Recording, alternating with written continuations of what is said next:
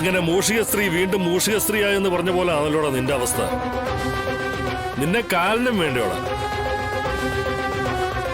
ആ പുള്ളി വിചാരിച്ചു കാണും തല്ലിപ്പൊളിയാ, കൊണ്ടുപോയ സ്വസ്ഥത കിട്ടുകയല്ലാന്ന്. ഇടാ വെറുതെ മനുഷ്യന്റെ എത്ര സമയം നീ മെനക്കെടുത്തത്. എന്നാ പടച്ചത്തോ അതുമില്ല.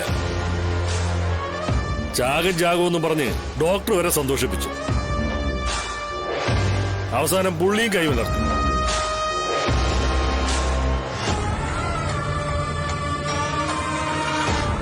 എന്താടാ നോക്കി പേടിപ്പിക്കുന്നത് വേണ്ട. മരണത്തിൽ നിന്ന് കഷ്ടിച്ച് രക്ഷപ്പെട്ടോന്നേ ഉള്ളൂ. അവസരം ഇനിയും വരും. പിന്നെ നിന്റെ പ്രകടനം അത് പറയാതിരിക്കാൻ പറ്റില്ല. അതൊരു ഒന്നൊന്നര പ്രകടനമായിരുന്നു. എടാ അത് വല്ല സിനിമയിലും പോയി കാണിച്ചിരുന്നെങ്കിൽ വല്ല ഓസ്കാറും മേടിച്ച് വീട്ടിൽ വെക്കായിരുന്നു. എടാ യാക്കൂൺ വന്ന ഗർഭിണി പോലും ഇങ്ങനെ ഛർദ്ദിക്കില്ലല്ലോടാ. ഏതായാലും ഞാനിന്ന് ചോദിക്കണമെന്ന് വെച്ചിരിക്കുകയായിരുന്നു. എടാ ഈ പറയുന്ന ശാലിനി മേഡത്തിന്റെ അമ്മയ്ക്ക് നിന്നോടെന്തെങ്കിലും വ്യക്തിപരമായ ദേഷ്യമുണ്ടോ? അല്ല അവര് ഈ ചോറിലൊക്കെ വിഷം കലർത്തി തരാൻ വേണ്ടിയിട്ടേ അവര് ചില്ലറക്കാരി അല്ലല്ലോടാ.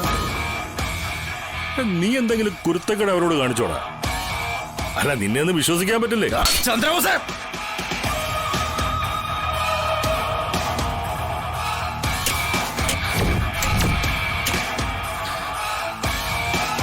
ഞാൻ വല്ലാത്തൊരവസ്ഥയിലാണ് നിൽക്കുന്നത്. വെറുതെ എന്നെ കൊണ്ട് നിന്നെ ഇവിടെ സുവാസന കൊണ്ടുവന്നേടാ ഞാൻ. എണ്ണ തോണി കിടക്കണോ എനിക്ക്? വിജയോ സർ, ഇവനെ കുറച്ചു നേരം അതിലൊന്ന് കടത്ത്. അവന്റെ ക്ഷീണമൊക്കെ ഒന്ന് മാറട്ടെ. എണ്ണ തോണി ഫ്രീയല്ലേടോ? എണ്ണയില്ല സാർ, ഇപ്പൊ തോണി മാത്രമേ ഉള്ളൂ. ഇവൻ എണ്ണയൊന്നും വേണ്ടടോ, ഇവന് തോണി മതി. ആ കളക്ടർ മേടോട്ട് ആ തോണിലൊന്ന് ചുറ്റി കിടക്കട്ടെ. ഇടയ്ക്കൊരു ഡ്യൂറ്റി വിട്ടോടാ. എന്താടാ തോണിയിലൊരു കൈ നോക്കുന്നു?